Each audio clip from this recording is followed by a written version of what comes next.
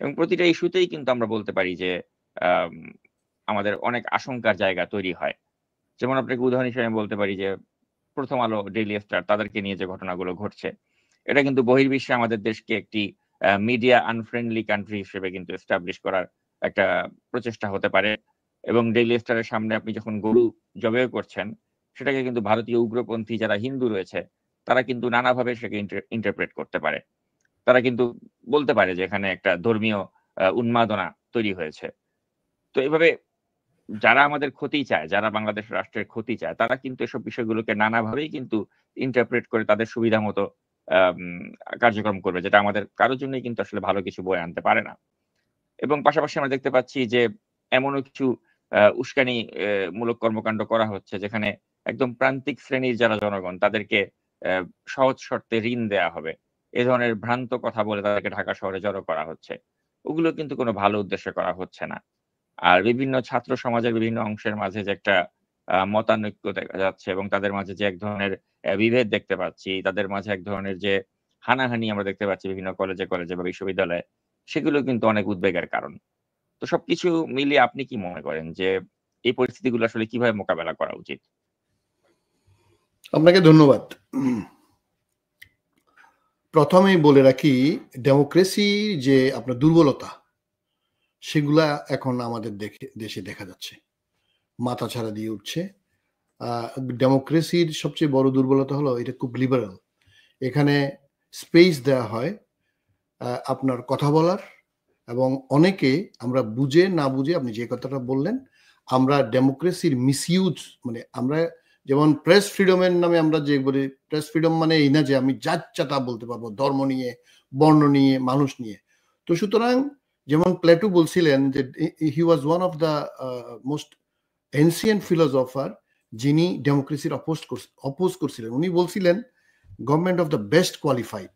উনি বলছিলেন বেস্ট কোয়ালিফাইডরাই দেশ চালাবে, যেমন আমাদের ডক্টর মোহাম্মদ ইউনূস। উনি কোনদিন ইলেকশন করে নাই, কিন্তু সাধারণ কনসেপশন হচ্ছে he is the best qualified, কথার কথা। প্লেটো কিন্তু ডেমোক্রেসির একদম আপনার বলতে পারেন ভেহিমেন্টলি অপোজ করছে। তো তারপরও চার্চিল যেরকম বলছিলেন, it is the worst form of government except those have been tried time to time.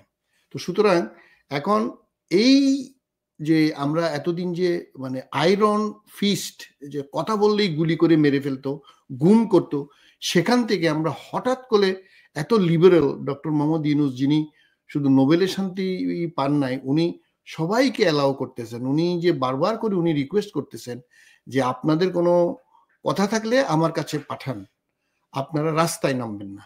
কিন্তু আমাদের আমাদের জাতি হিসাবে আমাদেরও দুর্বলতা আছে। আমাদেরকে একসময় পশ্চিমারা, এমনকি ব্রিটিশরা, যে we are not qualified for democracy, এটা কথা ছিল যে ডান্ডাতন্ত্রই আমাদের জন্য, এটা নেগেটিভলি কেউ নিতে পারেন। বাট এই যে ইউনূস সাহেবের মতো এই মানুষটার নেতৃত্বে যে আমরা গণতান্ত্রিক অগ্রযাত্রা, অর্থনৈতিক সমৃদ্ধির পথে যে নতুন যাত্রা 5ই আগস্টের পরে, সেখানে বিদেশি চক্রের কথা আমি বাদ দেন, বিদেশি চক্র আমাদেরকে আসলে কিছু করতে পারবে না।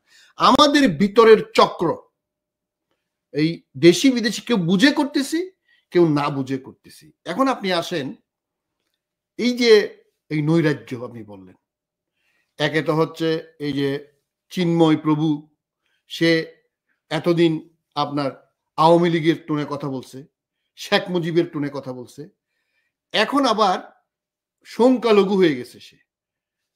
তারপরে ধরেন আরেক আওয়ামী চিন্ময় প্রভুর একটা ভিডিও ক্লিপ আমাদের কাছে আছে, সেটা একটু আমরা দেখে নেই, তারপর আবার আলোচনায় ফিরে আসছি। Please please. জাতির জনক বঙ্গবন্ধু শেখ মুজিবুর রহমান যেই বাংলাদেশ গড়েছেন, সেই বাংলাদেশের হাল ধরেছেন জননেত্রী মাননীয় শেখ হাসিনা। ইসকন যে আন্দোলন করছে বাংলাদেশ সরকারের বিরুদ্ধে নয়, ইসকন যে আন্দোলন করছে শেখ হাসিনার সরকারকে শক্তিশালী করার জন্য। তো আপনি দেখছেন যে এরা মানে এদের প্রকাশ্য সমর্থন একটা ফ্যাসিস্টের প্রতি ছিল। তো এখন সেই ব্যক্তি আজ আটক হয়েছেন। তো আপনি কন্টিনিউ করুন প্লিজ।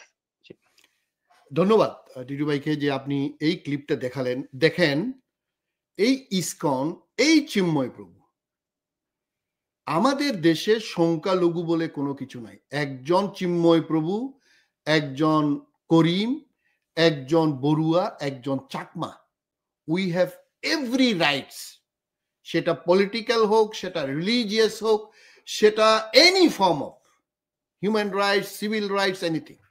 আচ্ছা, কি বলল? যেই দেশ তৈরি করছে তাদের বঙ্গবন্ধু, সেই দেশ চালাবে তার মেয়ে, অর্থাৎ 1000% সে হচ্ছে পলিটিক্স করতেছে, সে হাসিনার আমলে। আর এখন এসা সে সংখ্যালঘু কাট করতেছে। আমি চিন্ময় প্রভুকে জিজ্ঞেস করি, ইউ আর এ বাংলাদেশি, আমি আপনার ইন্টিগ্রিটি নিয়ে কোনো প্রশ্ন করব না। As a Bangladeshi, you are also a Bangladeshi. Whatever Hindu, Muslim, বৌদ্ধ, খ্রিস্টান, ডাজন্ট ম্যাটার। আমি আপনাকে প্রশ্ন করি, আপনি গতকাল উত্তরপ্রদেশের সম্বল ডিস্ট্রিক্টে নাইম, বেলাল এবং নোমান 3 জন মুসলমানকে মিছিলে গুলি করে হত্যা করছে। আই রিপিট, উত্তরপ্রদেশের সম্বল ডিস্ট্রিক্টে বিলাল, নাইম এবং নোমান 3 জনকে গুলি করে হত্যা করছে। কেন হত্যা করছে? এই যে চিফ জাস্টিস অফ ইন্ডিয়া যে গত সপ্তাহে রিটায়ার করছে, DY চন্দ্রচূড়, 1991 সালের বাবরি মসজিদ ভাঙ্গার যে অ্যাক্ট ছিল, অর্থাৎ ওই মসজিদ ছাড়া আর কোনো মসজিদ নিয়ে প্রশ্ন তোলা যাবে না বলে ভারতের পার্লামেন্ট একটা আইন করছে। বাবরি মসজিদ ছাড়া আর কোনো আইন, অন্য কোনো মসজিদে কেউ প্রশ্ন করতেও পারবে না। যে উপাসনালয় যেভাবে আছে ওইভাবে থাকবে। চন্দ্রচূড় তার রিটায়ারমেন্টের আগে সে একটা রায় দিয়ে গেছে যে না, যদি কোনো প্রশ্ন উঠে ওই 91 সালের পার্লামেন্টের আইনটা বাতিল করে, যে আপনার যে কোনো মসজিদে যদি কেউ দাবি করে কোনো হিন্দু যে এখানে মন্দির ছিল, ওইটা খনন করার জন্য আপনার অর্ডার করা যাবে। আপনারা জানেন বাবরি মসজিদের নিচে খনন করে, এগুলো নিয়ে অনেক ভারতীয় ভূতত্ত্বের অনেক ভুয়া রিপোর্ট নিয়ে অনেক কিছু হয়েছে। এখন এই 1 সপ্তাহ বা 15 দিন আগের রায়ের ভিত্তিতে উত্তরপ্রদেশের এক জাজ আপনার এই সাম্বালের যে শাহী জামে মসজিদ আছে, সেই জামে মসজিদের নিচে খনন করা যাবে বলে রায় দিছে। এই রায়ের বিরুদ্ধে মুসলমানরা মিছিল করছে, মিছিল করে গুলি করে মেরে ফেলছে। এই মিস্টার চিন্ময় প্রভু, আপনি কি এটার প্রতিবাদ করছেন? বাংলাদেশি হিন্দু নেতা যারা আছেন, আমরা আপনাদেরকে হিন্দু বলে ছোট করতে চাই না, আপনাদেরকে আমরা সমান ভাবে বলি। এই যে গতকাল 3 জন মুসলমান মারছে, আমি আপনাকে যদি শুধু গতকালের ঘটনা বলি, ভারতে মিনিমাম 2 ডজন ঘটনা ঘটছে। 2 ডজন। আমি টিটু ভাইকে 6টা পাঠাইছি, এগুলো দেখে শেষ হবে না। আরেকটা জায়গায় 2 জন মহিলাকে আপনার তারা ওই কিছু জিনিস বিক্রি করতে গেছে, মুসলিম মহিলা, যখন তাদের হিজাব দেখছে বলে যে তোরা মুসলমান, তোদের জিনিস এটা কিনবো না, তোরা যদি জয় শ্রীরাম বলস তাহলে তোদের জিনিস তোরা এখানে এই ডিস্ট্রিক্টে এই এলাকায় মাল বিক্রি করতে পারবি। মানে ছোট ঘটনার কথা আপনাকে বলতেছি। আমার কাছে এই মুহূর্তে কয়েক ডজন আছে। Within last 1 week this hatred they have been spreading, killing Muslims, Christians, Dalits and Manipuris everywhere in India. এখন তাকে নাকি গতকাল গ্রেপ্তার করছে। এখন সেটা নিয়ে দেখলাম তারা হুলস্থুল কারবার ফালাই দিছে। এখন বাংলাদেশের সরকার, বাংলাদেশের বিরোধী দল, বাংলাদেশের সিভিল সোসাইটি, বাংলাদেশের প্রেস, বাংলাদেশের অ্যাক্টিভিস্ট, সে যেই হোক, হিন্দু, মুসলমান, বৌদ্ধ, খ্রিস্টান, আপনারা কই ভারতের এই কথাটি, এগুলো নিয়ে আপনারা কথা বলেন না কেন? বাংলাদেশ সরকার, ডক্টর মোহাম্মদ ইউনূসের সরকার কথা বলতে হবে। Offence is the best defence. ভারতে কোন ভারতের বা তাদের সরকারের বা তাদের কারো কোনো নৈতিক অধিকার নেই পৃথিবীর কোন দেশে আপনার কমিউনাল হারমোনি নিয়ে কথা বলা, তাদের কোনো অধিকার নাই। They are going to be a country of Hindutva, they are going to be a country of RSS, Bajrang Dal. তারা কি কারণে আমার দেশ নিয়ে কথা বলবে? আমার দেশে তার 1 লাখ ভাগের 1 ভাগ কমিউনাল ডিসহারমোনি আছে? অসম্ভব।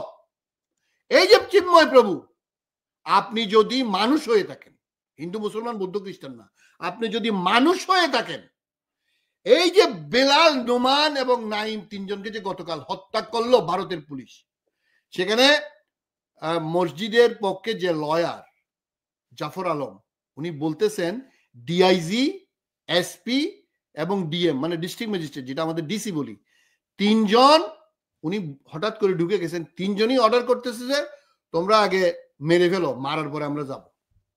This is India. চিন্ময় প্রভু ইসকন, আপনি শেখ মুজিবের যে দালালি করে, ফেসিবাদের জনক শেখ মুজিব বাংলাদেশে এবং তার মেয়ে পলাতক পতিত হাসিনা, পতিত ডাকু হাসিনা এখন হিন্দুত্ব বা এই নরেন্দ্র মোদীর দেশে এখন আশ্রয় নিয়ে পলাতক অবস্থায় আছে। তার ব্যাপারে এতদিন তাদের রক্ষা করার জন্য এখন নামছেন, এখনো বাংলাদেশের ডেমোক্রেসি ধ্বংস করার জন্য ইসকন নামছে। এবং আমি বাংলাদেশে আমার হিন্দু ভাই বোনদেরকে বলতে চাই, this is your acid test. আপনারা ভারতের মাইনরিটি নিয়ে, দলিত নিয়ে, বৌদ্ধ নিয়ে, খ্রিস্টান নিয়ে কথা বলেন না। আমাদের দেশে আপনাদের উপর রাজনৈতিক কারণে যেসব হামলা হয়েছে, সেই জন্য বিএনপি, জামাত, বৈষম্য বিরোধী ছাত্র, সাধারণ মানুষ আপনাদের বাড়ি, আপনাদের ব্যবসা, আপনাদের মন্দির পাহারা দিছে। কিন্তু আপনারা ডক্টর ইউনূসের মতো একজন মহিরুহ, আমাদের ইতিহাসে এরকম মানুষ আসবে কিনা, যিনি সিম্বল অফ ইউনিটি, শুধু বাংলাদেশ না সারা পৃথিবীর, এই মানুষটার বিরুদ্ধে আপনারা, এই মানুষটা যে গণতন্ত্র এবং অর্থনৈতিক এই যে কর্মকাণ্ডে দিয়ে বাংলাদেশকে একটা নতুন দেশ দেওয়ার জন্য চেষ্টা করতেছে, সেখানে আপনারা এইভাবে অপোজ করতেছেন, ভারতের দালালি করতেছেন, হাসিনা পতিত স্বৈরাচারের দালালি করতেছেন। আপনারা কি এখান থেকে পার পাবেন? আপনারা এখন হয়তো বুঝতে পারতেছেন না, বাংলাদেশের 18 কোটি মানুষ কিন্তু এবার ইস্পাত কঠিন শক্তি নিয়ে নামছে।